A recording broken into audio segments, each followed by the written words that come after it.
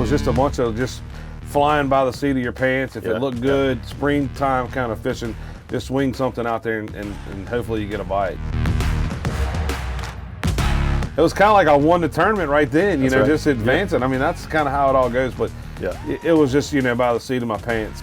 There's so many emotions in it. You know, you got a high and you got a low, and then you're mad, and then you're happy, and then there's just so many things that roll through in this format. We good. I don't care if they caught 20 pounds. Shaking like a leaf now. Bass fishing, if it's meant to be, it's meant to be. I don't care. You can't mess it up. You just got to do what you think is right, and at the end of the day, leave it all out there, and that's where it's going to be. Bass Pro Tour Stage 3, the rest of the country discovered some fisheries that, until that moment, for almost everybody outside of Raleigh, North Carolina, were unknown. But Jacob Powroznik, after the Fish Fest, the Catch Fest, all the big fish that were caught in the 3 lakes in the competition, Raleigh, North Carolina's lakes are no longer unknown. You were the winner of Stage 3. Congratulations on that again.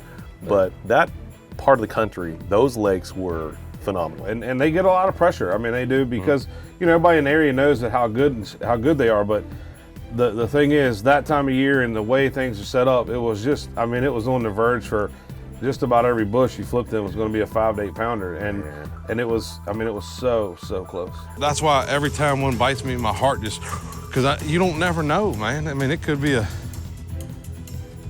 10 or 12 pounder. You make it to the championship, and I know that you dearly wanted to fish that championship round on that particular reservoir, because it's a place that has been legendary to a handful of people who are around the area for having giant bass.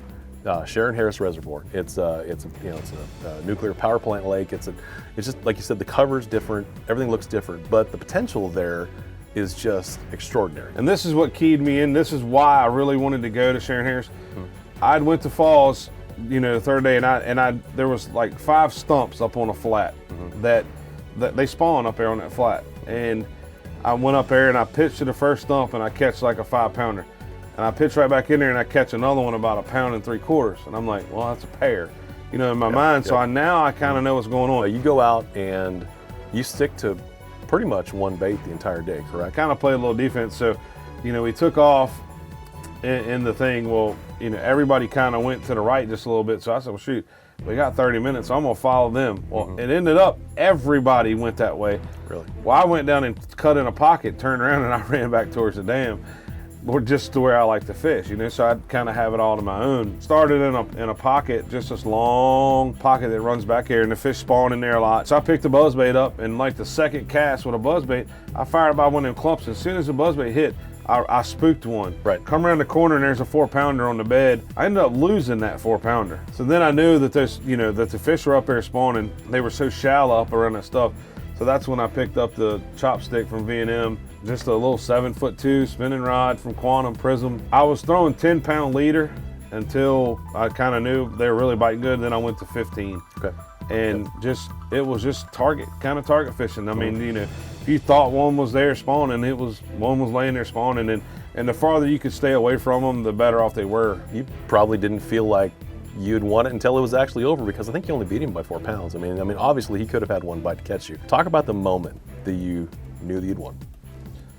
Well, I mean, I didn't know until, you know, 3 minutes after we're done, because that's when it's kind of made official. That's right. And you know, at any given cast on that lake, I knew a 6 or 10 pounder, you know, there's hundreds of them in there, thousands of them in there swimming around. Nobody caught a bass in the last 15 minutes. And finally, I kept asking, is the score tracker broke? Just because I'm not catching one doesn't mean, you know, it was just one of those things where I'm like, man, did I win or did I not? At that time, I had gotten the whole crowd of boats were following me at this, you know, moment. That's right. And they're like, yeah, you won. And I'm like, you know, until this thing says that I won, you know. And then finally, you know, I heard Rick through the mic right there when he was saying this. He goes, hey, congratulations, you just won $100,000. And I, you know, was jacked up and excited about it. Woo, baby! You left there for the 1.5-hour drive home to Virginia with a brand new red and silver trophy. You were the 3rd owner of one of those trophies, which is an accomplishment into itself. But as you pointed out, pretty big victory over a pretty big field. Congratulations again, dude. This is the one thing that I really love about this, is that we can go back and we can witness all those things back over again. And to see your joy in winning that was really cool. To beat the caliber of fishermen that we fish against, I mean, it's amazing. I mean, you look at the Angler of the Years, the Bassmaster Classics, the number of tournaments that have been won by those guys, and I say this day in and day out, they're like a bunch of wolves, man. If you start bleeding a little bit, they're coming, and that's the worst part about this, because day in and day out we're friends. We'll go have a beer together, or go play sit golf down or and whatever. play golf, or whatever. But when we're on that water, yeah, you go and cut yourself, see what happens. I mean, they smell blood. They're kind of like sharks, man. They're coming as fast as they can. Just to be able to do something that I had a dream since I was this big, that's a part of something I'll never forget.